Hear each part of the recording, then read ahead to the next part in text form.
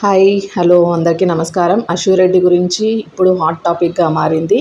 అశురెడ్డి అంటే తెలియని వాళ్ళు ఎవరూ లేరు. తిను ఆర్జీవి గారితో ఇంటర్వ్యూ చేయడము చాలా ఫేమస్ అయిపోయింది, బాగా ట్రోల్ అయ్యింది. అక్కడి నుంచి ఆమె చాలామందికి తెలిసే ఉంటుంది. మరి ఈరోజు ఆమె చేసిన స్కామ్ ఏంటి అంటే, ధర్మేంద్ర వాళ్ళ ఫాదరు పిఎస్కి వెళ్ళి కంప్లైంట్ చేయడం జరిగింది.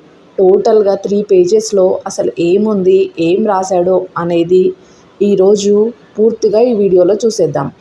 అయితే ఫస్ట్ వాళ్ళ ఫ్యామిలీ మెంబర్స్ ఎవరో చూద్దాం. వెంకట అశ్విని అశురెడ్డి, వెంకట కృష్ణారెడ్డి, దివ్యారెడ్డి సోదరి, యశోదారెడ్డి తల్లి, వీళ్ళంతా ఫ్యామిలీ మెంబర్స్. ఈ ధర్మేంద్ర అనే పర్సన్ లండన్లో ఇంజనీరింగ్ చేస్తున్నాడు, సాఫ్ట్వేర్ ఉద్యోగి. 2018లో ధర్మేంద్ర ఇక్కడ ఉన్నప్పుడు వాళ్ళ ఫ్రెండ్ త్రూ ఈ అశురెడ్డికి పరిచయం అయ్యాడు.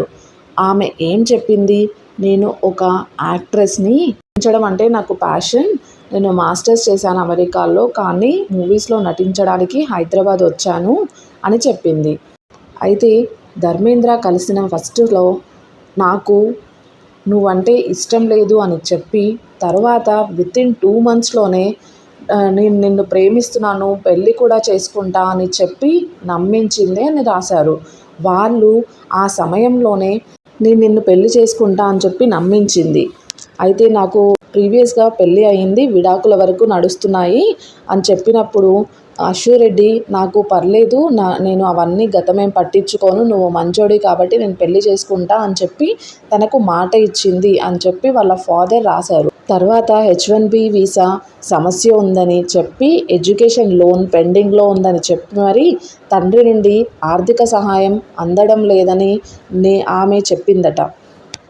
నాకు చదువు మీద ఇంట్రెస్ట్ లేదు, ఓన్లీ యాక్టింగ్ మీదే ఇంట్రెస్ట్ ఉంది అని చెప్పి, ఆర్థికంగా నాకు చాలా ఇబ్బందులు ఉన్నాయి, నన్ను ఆదుకో అని ధర్మేంద్రకి చెప్పి తనని అన్నిటికీ ఓకే చెప్పేలా చేసింది.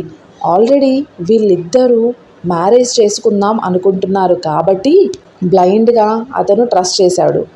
అక్కడికి ఇదంతా ఓకే అనుకుంటే నెక్స్ట్ పేజీలో ఇంకోటి కూడా రాస్తూ వచ్చారు చూడండి. ఇది విన్నాక ప్రతి ఒక్కరికి అసలు ఎట్లా నమ్మిండు ఈయన అని అనిపిస్తుంది. సో పెళ్లి చేసుకుంటా అని చెప్పగానే ఆయన ఏం చేశాడు అంటే, ఈమెకు ఆర్థిక సమస్యలన్నీ తీర్చడం కావచ్చు, వాళ్ళ ఫాదర్ చెప్పినట్లుగా బంగారం, కారు, విల్లా ఇవన్నీ కూడా కొనిచ్చాడండి చెప్పి అతను ఆ లేఖలో రాశాడు. ఆఖరికి ఆమె నెలవారీ ఖర్చులు కూడా ధర్మేంద్రనే చూసుకున్నాడట. అయితే ఇక్కడ ఒక ట్విస్ట్ ఉంది. ఆమె ఏం చెప్పిందంటే, ఇవన్నీ కూడా ఇప్పుడు కార్ కానీ బంగ్లా కానీ ఇతను ఏవైతే బంగారం ఇచ్చాడో ఇవన్నీ కూడా నా పేరు మీదే, అంటే అశురెడ్డి పేరు మీదనే కొనమన్నారు. ఎందుకు అంటే మా నాన్నకి నమ్మకం ఉంటుంది అని చెప్పిందంట. సో ఇతను కూడా సరే ఎలాగో మ్యారేజ్ చేసుకునేదే కదా అని అన్ని ప్రాపర్టీస్ తన నేమ్ మీదనే చేశాడట. నన్ను నీకు ఇచ్చి పెళ్లి చేస్తారు అని చెప్పడంతో తను ఒప్పుకున్నాడు. ఇట్లా దగ్గర 2 సంవత్సరాల దాకా కొనసాగింది. ఇదంతా అయిపోయిన తర్వాత 2020లో పెళ్లి చేసుకోనని వచ్చి చెప్పేసిందంట. అయితే ఈ 2020లో కుటుంబ సభ్యులకు వీళ్ళది ఇంతకుముందుకు ఎవరితో చెప్పకపోవడం, దాంట్లో వాళ్ళని మధ్యలో ఇన్వాల్వ్ చేయకపోవడంతో అసలు రీజన్ ఏంటో కూడా చెప్పకుండా రిజెక్ట్ చేసేసిందంట. సరే అనని ఎందుకు రిజెక్ట్ చేశాడా అని ఆ అబ్బాయికి అర్థం కూడా కాలేదంట. సో ఇక్కడ నో చెప్తుంది, రిజెక్ట్ చేస్తుంది, కానీ దానికి అసలైన రీజన్ ఏముంది అనేది మాత్రం తను చెప్పలేదు. అప్పుడు వీళ్ళు షాక్కి గురయ్యామని వాళ్ళ ఫాదర్ రాశారు. ఇక చేసుకోను అన్న తర్వాత నేను పెట్టిన డబ్బులన్నీ నాకు రిటర్న్ ఇచ్చేసాయి అని ఈయన అడిగిండు. మరి పెళ్లి చేసుకుంటా అని అనుకున్నాడు కాబట్టి అన్నీ చూసుకున్నాడు. ఆమెకి వద్దు అన్న తర్వాత నా పైసలు నాకు ఇచ్చేయి అని అన్నాడు. మిడిల్లో ఒక పర్సన్ని పెట్టుకొని ఆ పర్సన్ త్రూగా కొంతవరకు అమౌంట్ కట్టడానికి ప్లాన్ చేశారు. ఫస్ట్ వీళ్ళు ఒక 70 lakhs మాత్రం తిరిగి అశురెడ్డి ఒప్పుకుంది ఇవ్వడానికి. ఒప్పుకున్న తర్వాత వీళ్ళు ఒక అగ్రిమెంట్ చేసుకున్నారు, తిరిగి ఇస్తాను అని చెప్పినా. సో మధ్యలో ఒక పర్సన్ని పెట్టుకొని తన త్రూగా అమౌంట్ పే చేసింది.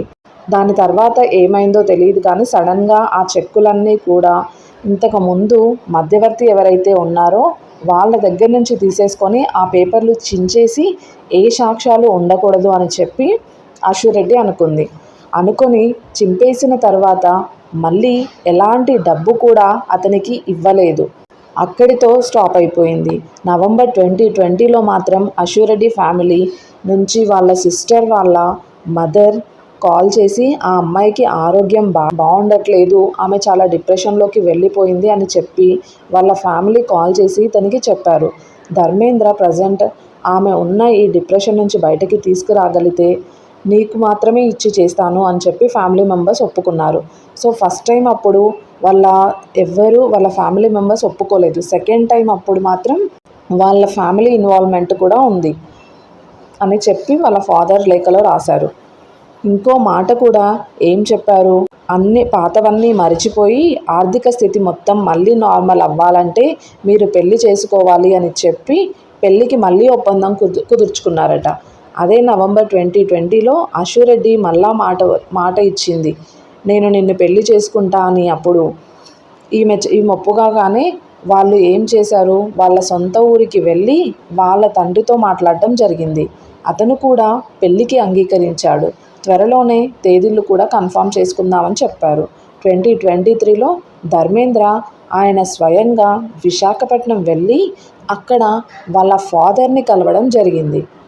అక్టోబర్ 2024లో వేణుస్వామి గారిని కలిసి జాతకాలు కూడా వీళ్ళు చూపించుకొని పెళ్ళికి మొత్తం సిద్ధం చేసుకున్నారు. అయితే 2020 నుంచి 2025 వరకు ఆమె చాలా కారణాలు చెప్పి భారీ మొత్తంలో డబ్బు తీసుకుందట. అందులో ఏమున్నాయంటే సుమారు 5 కిలోల బంగారం తన పేరు పైన కొని తెచ్చుకుందట. పెళ్ళైన తర్వాత మణికొండలో ఉండాలని చెప్పి ఒక ఫ్లాట్ కూడా తీసుకున్నారట. ఇది దగ్గర 3 కోట్లు ఉంటే ధర్మేంద్రనే 1,80,00,000 అడ్వాన్స్గా కూడా ఇచ్చారట. కానీ ఆమె మోసపూరితంగా సేల్ అగ్రిమెంట్ తన పేరు మీద రాయించుకుంది. 50 లక్షల రూపాయలు అశు వాళ్ళ సిస్టర్కి ఇచ్చినట్టు కూడా ఇందులో వాళ్ళ ఫాదర్ రాశారు. జూలై 2025లో ఆమె మళ్ళీ పెళ్ళిని నిరాకరించింది. ఫస్ట్ ఒప్పుకుంది, తర్వాత డిప్రెషన్కి వెళ్ళింది అన్నారు. మళ్ళీ తర్వాత ఒప్పుకుంది. ఇప్పుడు ఏం చేసిందంటే ఇంతకుముందులానే నేను పెళ్ళి చేసుకోను అని చెప్పి మళ్ళీ మోసం చేసింది. నువ్వు ఇచ్చిన డబ్బులన్నీ నీకు ఇచ్చేస్తాను అని చెప్పి ఫోన్లు ఎత్తడం మానేసి వీళ్ళిద్దరి మధ్యలో ధర్మేంద్ర అశురెడ్డి మధ్యలో ఇంకొక పర్సన్ ఉన్నాడని తినని హనీ ట్రాప్ చేసి వాళ్ళిద్దరు పెళ్లి చేసుకుందామని కూడా వార్తలు వచ్చాయి. తీసుకున్న డబ్బును తిరిగి ఇస్తానని సెప్టెంబర్ 2025లో అశురెడ్డి మాట ఇచ్చింది. గడువు ఇచ్చినా కూడా ఏ అమౌంట్ కూడా తిరిగి వీళ్ళకి ఇవ్వలేదు. అయితే ఇక్కడ అక్కని ఏమని బెదిరించిందంటే, మీరు కనుక పోలీస్ స్టేషన్కి వెళ్ళి కేసు పెడితే మేము రివర్స్గా మీ మీద కేసు పెడతాము, మీరు మమ్మల్ని హెరాస్ చేశారని ఇలాంటివన్నీ చెప్పి మీ మీద కేసు పెడతామని కూడా వాళ్ళని బెదిరించిందట. అయితే ఇక్కడ ట్విస్ట్ ఏంటి అంటే అశురెడ్డికి ఒక పర్సన్తో సంబంధం ఉంది. ఈ పర్సన్ ప్లస్ అశురెడ్డి ఇద్దరు కలిసి మధ్యలో ఇతన్ని బ్లేమ్ చేశారనమాట. వీళ్లకు జరిగిన ఈ నష్టాన్ని మొత్తం బేస్ చేసుకొని మాకు న్యాయం చేయండి అంటూ వీళ్ళు పిఎస్కి వెళ్తే ఎఫ్ఐఆర్ కూడా ఫైల్ చేశారు. అయితే ఇక్కడ ఏం జరిగిందంటే వీళ్ళు నాన్ బెయిలబుల్ కేసు పెట్టారు. మరి ప్రజెంట్ దీనిపైన అశురెడ్డి ఏమంటుందంటే, ఇక్కడ చూడండి ఎలాంటి ఆరోపణలు చేసినా కూడా ఆమె లీగల్గా దీని మీద యాక్షన్ తీసుకుంటుందంట. ఇప్పుడు వాళ్ళ ఫాదర్ ఏం మాట్లాడారంటే, ఈ విషయంలో నాకు ఎలాంటి సంబంధం లేదని, నా కూతురు యాక్టింగ్ చేయడం నాకు ఇష్టం లేదని, తన కూతురు తప్పు చేస్తే తన తల్లిని అడగండి అని, నా కొడుకు తప్పు చేస్తే నన్ను అడగండి అని చెప్పి మేము సపరేట్గా ఉంటున్నాము, వాళ్ళిద్దరి అక్కడ ఏం జరుగుతుందో నాకు తెలియదు అని చెప్పి వాళ్ళ ఫాదర్ చెప్పారు. సో వాళ్ళ ఫాదర్కి ఈ విషయం గురించి అంతగా తెలిసి ఉండదు, కానీ వీళ్ళు మధ్యలో ఇలా ట్రాప్ చేశారు తనని. అయితే ఇక్కడ మెయిన్గా ఈ ఇష్యూ అంతా తెలిసింది ఎవరికంటే వాళ్ళ సిస్టర్కి, వాళ్ళ మదర్కి, అశురెడ్డికి, వీళ్ళ ముగ్గురికే తెలుసు. వాళ్ళ ఫాదర్ ఇంకో మాట కూడా చెప్తున్నారు, ఈమె ఇలాంటి పనులు చేయడం నాకు నచ్చట్లేదు, మేము చాలా పద్ధతి గల ఫ్యామిలీ, నా కూతురు చదువుకుంటుందని మంచిగా చదివిపించాను, కానీ ఈమెమో ఇలాంటి పనులు చేస్తుంది అని చెప్పి తను చెప్పారు. సో అమ్మాయిని హైదరాబాద్లో ఒక్కరిని ఉంచలేము కాబట్టి తల్లిని అక్కడికి పంపించి కొడుకు తప్పు చేస్తే నన్ను అడగండి, కూతురు తప్పు చేస్తే ఆమెని అడగండి, ఎందుకంటే తల్లి వాళ్ళని పెంచుతుంది అని చెప్పేసి వాళ్ళ ఫాదర్ కూడా చెప్తూ వస్తున్నారు. ఆ అబ్బాయి ఫస్ట్ ఒకసారి నిరాకరించింది డబ్బులు రిటర్న్ ఇవ్వడానికి 70 lakhsకి వీళ్ళకొక ఒప్పందం చేసుకున్నారు. అందులో కొన్నే ఇచ్చింది. తర్వాత డిప్రెషన్‌కి లోన్ అయ్యింది అని చెప్పి మళ్ళా వీళ్ళు కలిశారు. మరి అప్పుడన్నా ఆ అబ్బాయికి అర్థం కావాలి కదా! ఆల్రెడీ ఫస్ట్ ఇట్లా చేసింది సెకండ్ టైమ్ కూడా ఇదే రిపీట్ అవుతది అని చెప్పేసి. ఏంటో ఈ మనుషులు. ఫస్ట్ ఇట్లా మోసం చేసినప్పుడు అగ్రిమెంట్ రాసుకొని అగ్రిమెంట్ కూడా చించేసినప్పుడు ఈయన ఎట్లా అమ్మాయిని మళ్ళీ నమ్మాడో, మళ్ళొక ఛాన్స్ ఇచ్చాడో, ఎలా గుడ్డి ప్రేమ జరిగిందో వీళ్ళిద్దరి మధ్యన నాకైతే అర్థం కావట్లేదు.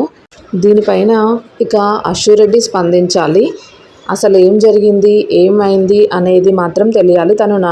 తన మీద నాన్ బెయిలబుల్ కేసు మాత్రం పెట్టారు.